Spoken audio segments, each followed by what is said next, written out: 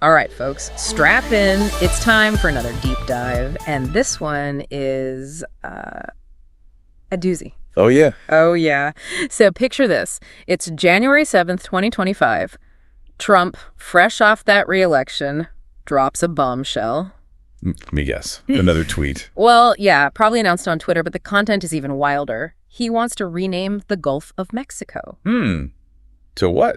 The Gulf of Trump? Close. The Gulf of America. Wow. Yeah, I know, right?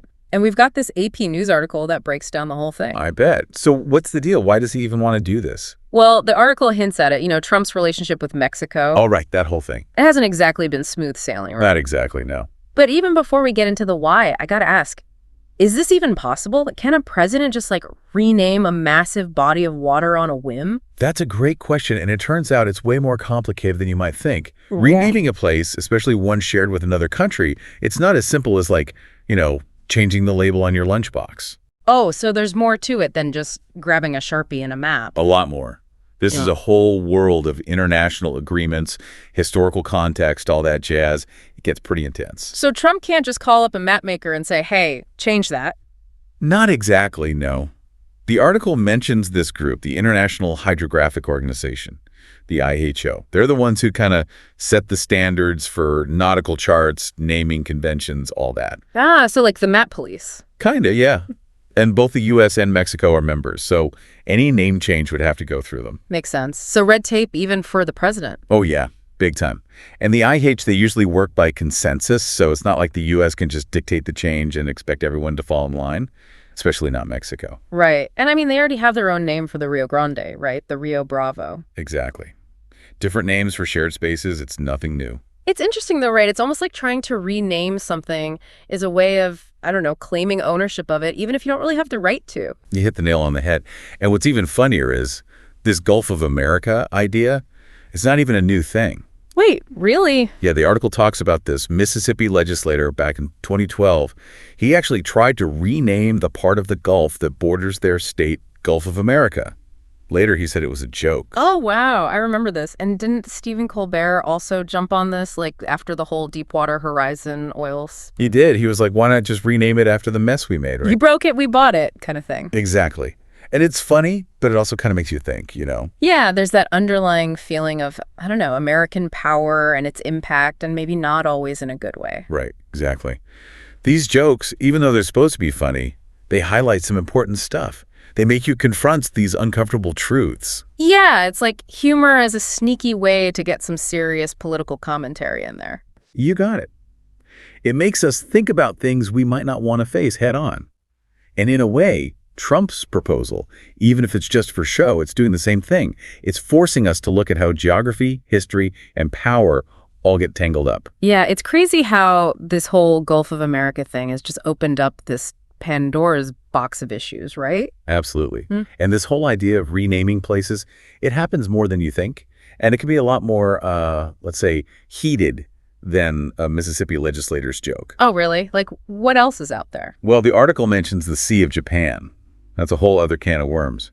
You've got Japan, North and South Korea, even Russia, all fighting over what to call it. Wow, that's a lot of players. Right. And South Korea, they argue that the name Sea of Japan only became a thing when Korea was under Japanese rule. So it's like this reminder of a really tough time in their history. Exactly. Names carry a lot of baggage, It's about power dynamics, who gets to decide what things are called, what that name represents. Makes you realize that maps aren't just about geography, right? Not at all. And it can get really intense. The article also mentions the Persian Gulf versus Arabian Gulf debate. Iran actually threatened to sue Google over it. Whoa, seriously? Yeah, just because of how they labeled it on their maps. It's crazy. It's wild how a simple name on a map can become this huge battleground. It's a reminder that these names are not just neutral labels. They're loaded with history, politics, emotions. It's fascinating. My mind is officially blown. I never thought about maps this way before. It's a whole new world, right? Yeah. It makes you realize that maps, they're never truly neutral. They reflect the views of the people who make them, who are in power. So let me get this straight. We've got Trump wanting to make a statement, a seemingly simple name change that's actually super complicated, and this whole world of naming disputes with layers and layers of history and politics behind them. You got it. Man, this deep dive is way more interesting than I thought it would be. I know, right? It's like peeling back the layers of an onion. Okay, so where do we go from here? What should we unpack next? Well, I think it would be interesting to look at, what would happen if Trump actually tried to push this through? What would the consequences be, even if it never actually happened? Okay, let's dive into that then. So renaming the Gulf of Mexico, way more complicated than we initially thought. It's not just about changing a name on a map. It's got these international agreements, historical baggage, and could even stir up a whole mess of diplomatic drama. But let's say, just for kicks, Trump really digs in his heels on this, really goes for it. What would that even look like? How would he even try to make it happen? Well, even if he wanted to, ram this thing through, I think he'd hit a wall right here in the U.S. Remember that whole Mount McKinley to Denali thing? Yeah, wasn't that a whole ordeal? Oh, totally. Took years of effort, and in the end, President Obama had to step in with an executive order to make it official. Oh, right. And Trump's actually said he wants to reverse that, hasn't he? He has, yeah. So you can already see the kind of pushback he'd be facing. So, okay, let's say, hypothetically, he gets it through Congress, which already sounds like a long shot. He still has Mexico to deal with, right? And the IHO. Exactly.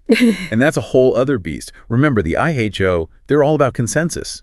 Trying to force a name change without everyone on board, especially Mexico, it would be almost impossible.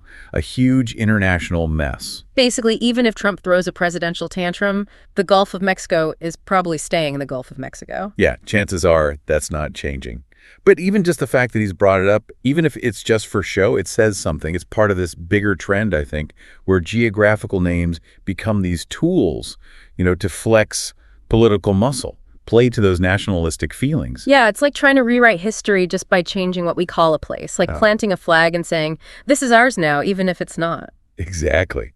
And it doesn't even have to be a whole new name, right? Yeah. Sometimes it's more subtle, like pushing one specific name over all the others or using language that fits a certain political view. This makes me wonder about the bigger picture, Does renaming a place actually change anything? I mean, really change anything? That's the million-dollar question. Historians and geographers have been arguing about that forever. On a practical level, sure, changing a name just creates a ton of confusion. Think about updating every map, every textbook, every legal document. Yeah, that sounds like a logistical nightmare. It would be. But then there's a deeper level, too. Renaming, it can be this attempt to reshape the story, to assert dominance, sometimes even to erase a whole chunk of history. Think about when colonial powers came in, they'd rename everything they conquered. It's like they were imposing their language, their whole worldview onto the landscape. Yeah, you're right. That's pretty heavy stuff. So this Gulf of America thing, it's not just some random Trump idea. It's like tapping into these much bigger historical, cultural forces. You got it. It makes us think about how we see the world, how we tell stories about the past, what kind of future we imagine. It's way more than just a name on a map. This deep dive started with, a kind of crazy news story, and now we're talking about colonialism and the power of language. I love how these things unfold. It's a good reminder that even the things we think are mundane, like the names of places, can open these windows into, deeper truths, these hidden power dynamics. Okay, so we've got the why, the how, the potential fallout if Trump actually tries to make this happen, but what are people saying about this whole Gulf of America thing? What are the reactions? It's a mixed bag, as you can imagine. Some folks, especially those who are already in Trump's corner, they see this as, a bold statement. America first, putting America front and center on the world stage. Like a Make America Great Again slogan, but geographical. Yeah, something like that. But then you've got folks who see it as, disrespectful, pointless provocation, something that can really hurt our relationship with Mexico and just make the U.S. look worse internationally. And I bet a lot of people are just thinking this is ridiculous. Oh, tons. The internet is already flowing with memes, satirical takes, the whole 9 yards. Some are comparing it to when Stephen Colbert joked about renaming the Gulf after the Deepwater Horizon oil spill. We broke it, we bought it. Classic Colbert. But even in those jokes, there's this underlying, unease. Deep down, we're not so comfortable with the idea of American power and how it affects everything. It's there, for sure. Humor can be a way of processing these tough, uncomfortable truths, right? And sometimes it can be a way to subtly critique those in power, like Colbert's joke. This whole thing reminds me of the debate we've been having about Confederate statues and monuments. It goes beyond the statue or the name itself. It's about whose stories get told, how we choose to remember the past. That's a great connection. Renaming a place, just like taking down a statue, It's often this symbolic act, right? It reflects these deep anxieties in society, struggles over identity, over power. It forces us to confront these uncomfortable truths about where we've been, where we are now. Wow, this is getting deep. It is. But these debates, even if they seem abstract, they have real consequences. We have to be aware of that. Yeah, you're right. Even if the Gulf of Mexico never actually becomes the Gulf of America, just having this discussion can change how people see the region America's place in it all. Exactly. Words have power. The names we use for places, they're never neutral. They carry all these layers of meaning, history, emotion. This deep dive has really opened my eyes to something I never really considered. Maps aren't just these static pictures of the world. They change all the time. They reflect how power shifts, how cultures change, all that. That's a great way to put it. And it's on us, to understand those changes, to have these thoughtful conversations about what they mean for now and for the future. Absolutely. Okay, so we've covered a lot, but I want to go back to something you mentioned before about other naming disputes. That one about the Sea of Japan really caught my attention. Can you tell me more about that? Sure. So, the Sea of Japan, that's what it's usually called in English. It's bordered by Japan, North Korea, South Korea, and Russia. But for a long time, there's been this big debate about what to call it. Why is that? What's the problem? Well, South Korea and North Korea, to an extent, they argued that the name Sea of Japan only became the most common one in the 20th century, when Korea was under Japanese rule. They see it as like this leftover piece of Japanese colonialism, and they'd rather call it the East Sea. So it's not just about geography, it's about remembering history, about national identity, too. Right.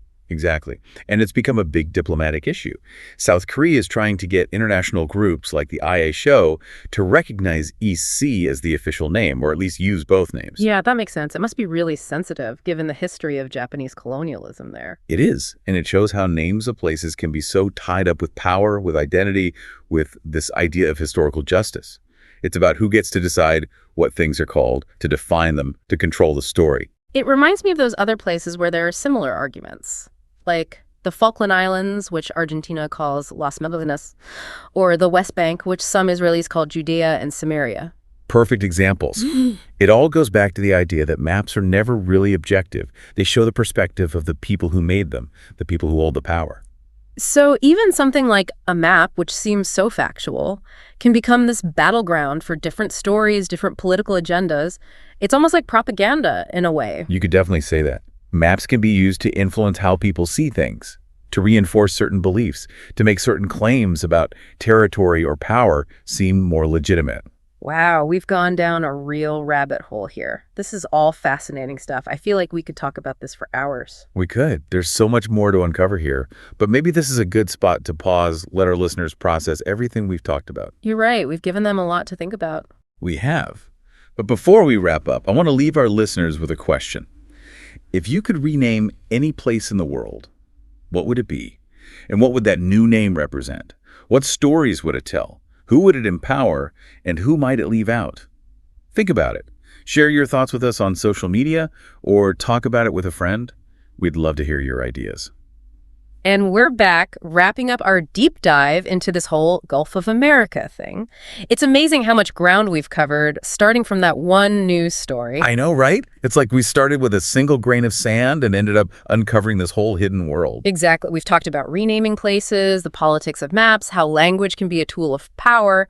We even got into the psychology of national identity. It's been a wild ride, for sure. So, as we wrap up, what are your final thoughts on this whole Gulf of America situation? Where do you think this goes from here? Well, honestly, I think the chances of the Gulf of Mexico actually being renamed are pretty slim. Too many obstacles, the logistics, the potential for international backlash, the diplomatic nightmare it could create. Just not worth it, most likely. So you think it's all just talk? Another one of Trump's attention-grabbing headlines? I wouldn't say that necessarily. Even if it's just a political move or a publicity stunt, it still tells us something about the world we live in right now. That desire to show American dominance, to control the narrative, maybe even to rewrite history a bit. It's like saying, this is ours, and we'll call it what we want no matter what anyone else thinks. Exactly. And even if it doesn't actually work out, it still affects how people see things. It plants a seed. So even if everyone goes back to calling it the Gulf of Mexico tomorrow, this whole thing could still have a lasting impact. Definitely. It's a reminder that even these short-lived events can have long-term consequences, especially when they tap into these deeper fears and political currents. This whole conversation has really made me think about the power of names. They're not just random labels, they carry so much meaning, history, emotion. And changing them, or even suggesting a change, it's a really powerful thing to do. I totally agree. Names shape how we see the world, and they can either reinforce the power structures that already exist or challenge them. That's a really important point. It means we need to be more aware of the names we use and the stories they tell. Absolutely. And we have to think about the consequences, both good and bad, of changing those names. Well said. I think our brains are officially full for today. We've reached peak deep dive. That's a good thing. It means we've given our listeners a lot to chew on, something to keep thinking about long after the episode is over. To everyone listening out there, thanks for joining us on this journey. We hope you've learned something new, seen things from a new perspective, maybe even had a few aha moments along the way. And if you're still curious, we encourage you to keep exploring. Read more about these naming disputes, dig into the world of maps and their hidden agendas, or even just chat with a friend about the power of names. It's fascinating stuff. And as always, we love to hear from you. Share your thoughts and reactions with us on social media. Until next time, keep exploring, keep questioning, and keep diving deep.